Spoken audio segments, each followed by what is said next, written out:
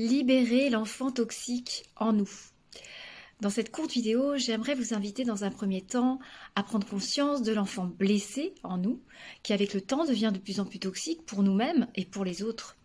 Et puis dans un deuxième temps, j'aimerais aussi vous proposer de commencer à accompagner finalement cet enfant vers sa libération intérieure et surtout vers son apaisement.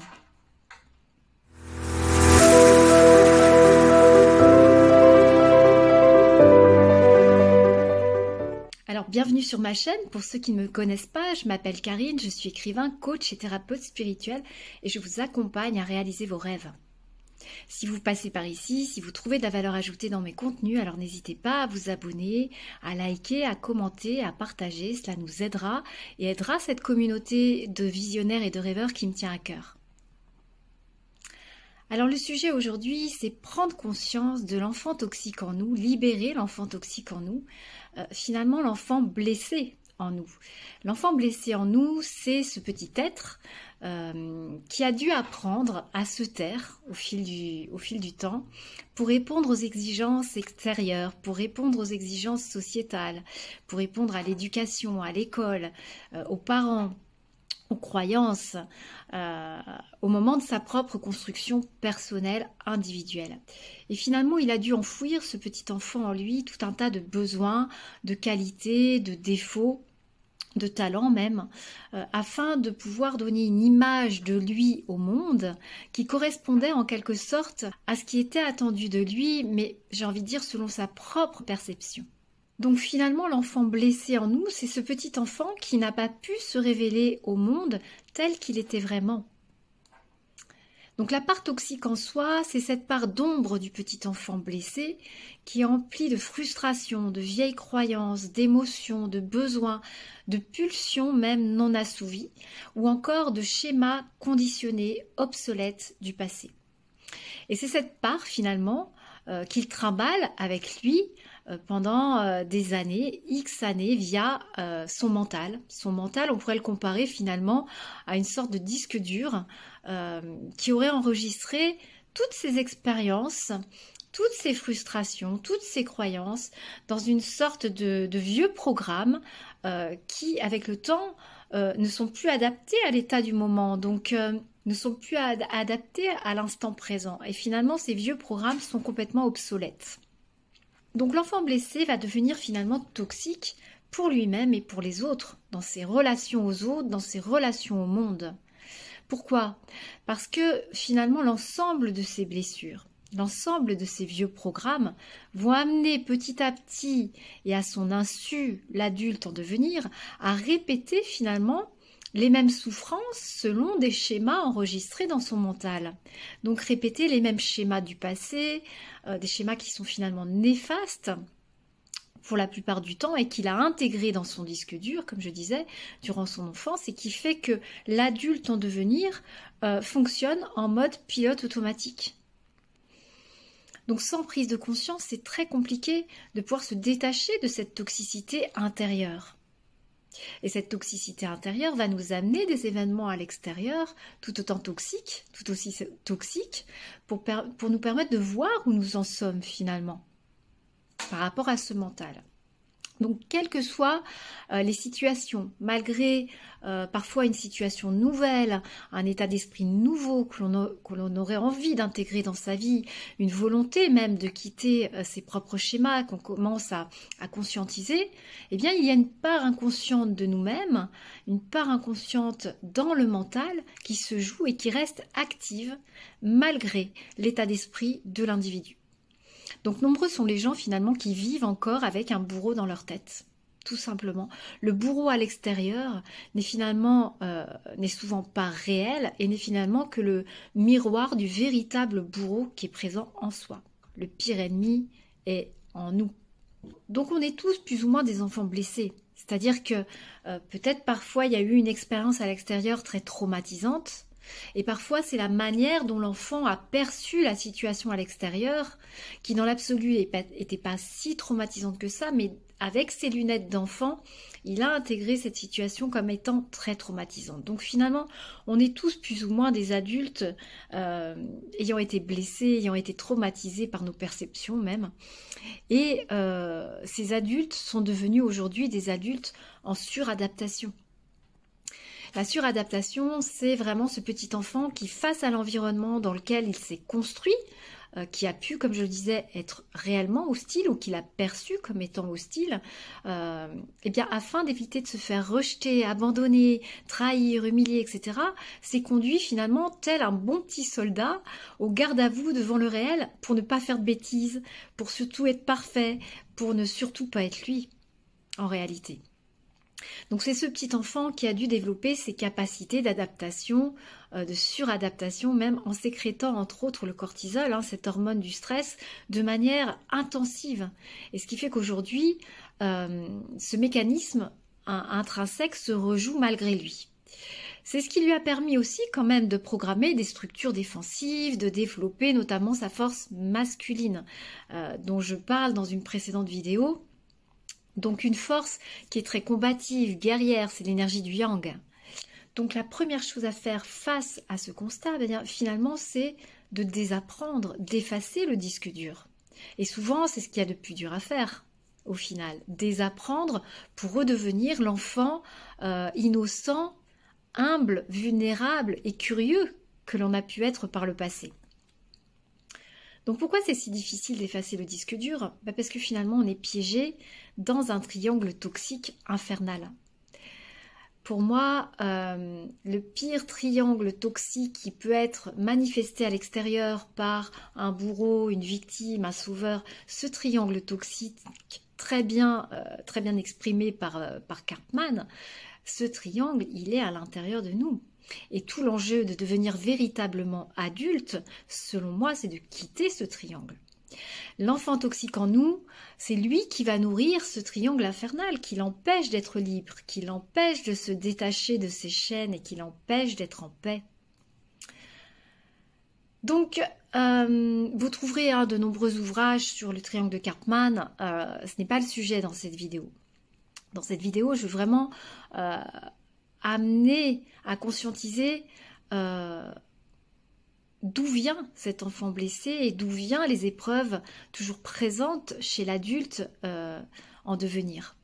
Ce qu'il faut bien comprendre finalement, c'est que l'enfant toxique en soi, c'est lui qui la plupart du temps va attirer à lui des scénarios complexes, va créer des situations de dépendance, de toxicité dans toutes les sphères de sa vie, ou tout au moins dans les sphères qui l'est amené à dépasser. Ça peut être la sphère amoureuse, ça peut être la sphère au travail, la sphère en amitié, les finances, l'alimentation, l'alcool, la drogue, mais aussi les comportements déviants, une sexualité pervertie, etc.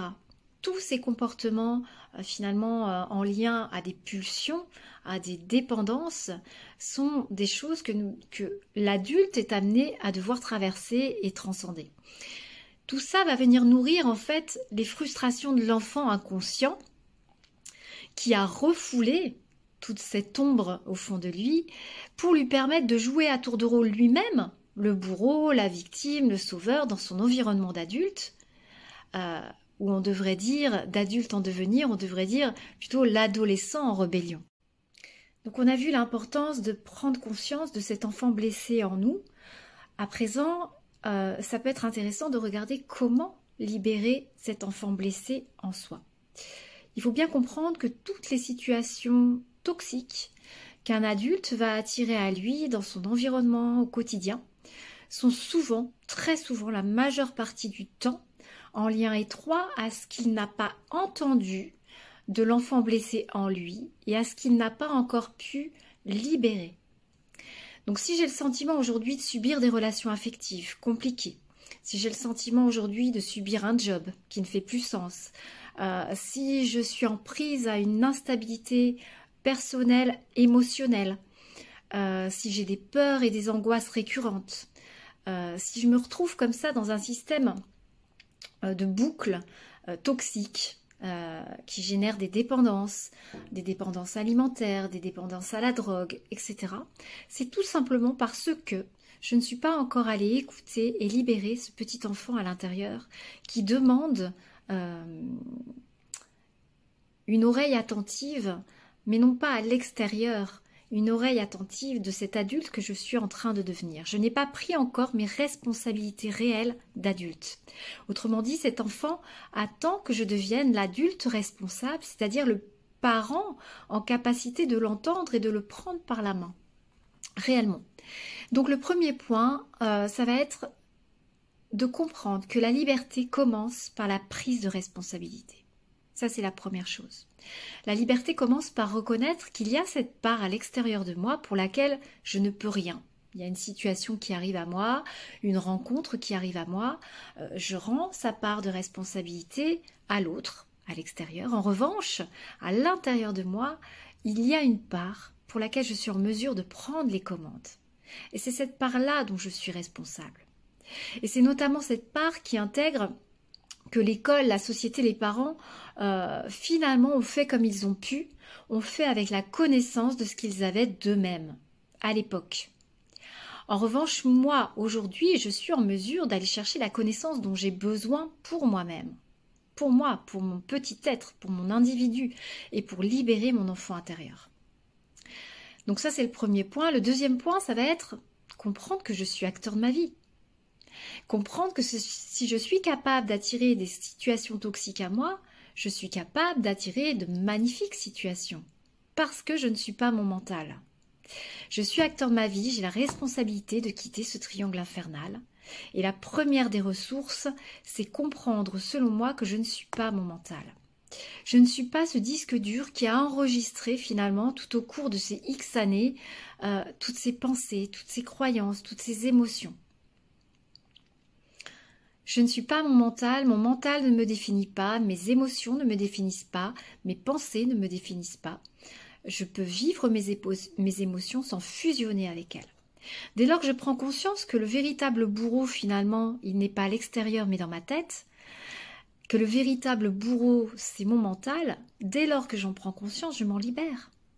Et de fait, je me libère de tous les bourreaux que je perçois à l'extérieur.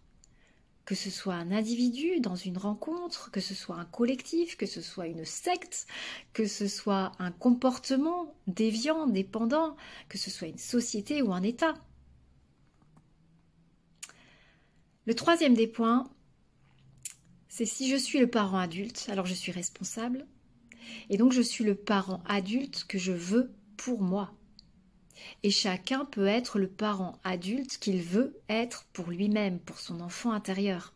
Il est temps de faire la paix avec le bourreau dans nos têtes, les bourreaux à l'extérieur n'étant que les reflets finalement de nos bourreaux intérieurs, et il est temps de quitter ce triangle infernal. Donc d'être ce parent adulte responsable pour notre enfant intérieur, c'est-à-dire l'adulte responsable, je fais l'analogie, c'est vraiment la force masculine que j'ai évoquée dans une autre vidéo, la force masculine saine et apaisée.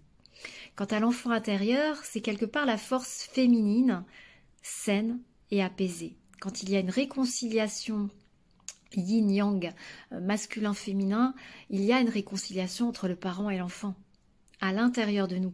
Cette réconciliation, elle est toujours, selon moi, c'est toujours le même niveau que ça se joue au niveau intérieur et au niveau individuel. Les lois de l'univers nous invitent à changer nos paradigmes, c'est-à-dire en fait de passer de cette humanité imagée par un adolescent en rébellion, que nous sommes tous. Nous sommes tous des adultes en devenir, nous sommes tous des adolescents en rébellion. L'idée, c'est de passer de cette humanité que j'image comme un adolescent en rébellion à une humanité adulte et responsable. Et ça se joue en soi. De gré ou de force, le prochain saut de civilisation est à l'œuvre, c'est-à-dire qu'il y a un mécanisme en jeu, il y a un processus qui est plus grand que nous, qui s'appelle le processus du vivant. Le processus du vivant est bien plus intelligent que nos petits rôles égotiques et il se joue un éveil à soi qui est enclenché pour la survie de notre espèce avec ou malgré nous. Donc il s'agit plutôt de suivre ce process du vivant en disant ok, il est l'heure que je fasse la paix avec mon enfant intérieur. Cet enfant intérieur, de quoi il a besoin? Finalement, il a besoin d'être écouté, entendu. Si j'ai une peur, bien, je vais l'écouter et puis je vais le rassurer, cet enfant. Dans 99% des cas, la peur n'existe pas. Je ne suis pas aux prises d'un lion au plein cœur de la jungle. Ma peur est illusoire. Donc, c'est ce petit enfant qui a peur et qui a besoin finalement de ressentir le parent en moi pour être rassuré, ce qui va lui permettre de créer finalement de nouveaux souvenirs plutôt que de rester sur des souvenirs frustrants du passé. Donc en conclusion, qu'est-ce qu'on a vu? On a vu l'intérêt de prendre conscience de l'enfant blessé que l'on a tous en nous, qui est devenu au fil du temps toxique pour l'adulte que nous sommes.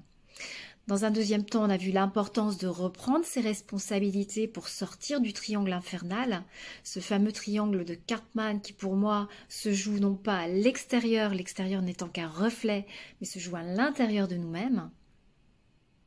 Donc quitter l'adolescent en rébellion. Et enfin devenir l'adulte responsable en capacité de répondre à cet enfant intérieur pour mon propre bien-être et pour celui des autres. Donc autrement dit, pour celui de notre humanité en devenir. Une humanité qui est un adulte en devenir. Cependant, je voudrais vous laisser quand même à cette réflexion. On a quand même un libre arbitre dans tout ça. On a un choix qui s'offre à nous. Selon moi, c'est un véritable test de l'univers. Et c'est ça qui est chouette sur nos capacités d'adaptation. Est-ce qu'on sera capable de devenir cet adulte? D'honorer une humanité responsable? Est-ce qu'on sera capable de nous éveiller à nous-mêmes et à notre véritable nature? Et c'est en ce sens que le nouveau monde, selon moi, nous ouvre les bras. Il exige de nous de lâcher nos peurs, de lâcher les pensées, les croyances, les schémas répétitifs, toxiques, les égrégores et les entités que nous prenons à tort pour nôtres. Donc il exige de nous de lâcher le mental. Il exige aussi de nous d'oser changer nos perceptions, de prendre conscience de notre véritable puissance, de notre véritable pouvoir créateur et finalement d'oser rêver et rêver grand. On peut rêver d'une humanité tout autre que celle qu'on peut être amené à traverser aujourd'hui, si challengeante, que ce soit à tout point de vue, au point de vue économique, au point de vue politique, au point de vue climatique. On est aujourd'hui à un tournant qui nous offre toutes les espérances, toutes les possibilités de manifester notre futur. Dès aujourd'hui, c'est aujourd'hui que ça se joue. Et finalement, j'aimerais vous laisser sur cette phrase d'Eckhart Tolle qu'il exprime dans un de ses livres. C'est que la prédominance de la pensée n'est rien d'autre qu'une étape dans l'évolution de la conscience. Il nous faut passer à l'étape suivante de toute urgence. Sinon, le mental nous anéantira car il est devenu un véritable monstre. Et aujourd'hui, la société nous l'image très bien. On a en miroir ce monstre qui est en devenir. Le mental n'est pas à bannir. Le mental est notre serviteur. Le mental est à apaiser afin de servir nos âmes. Sur ce, je vous laisse sur cette réflexion et je vous dis à très bientôt. Bye bye.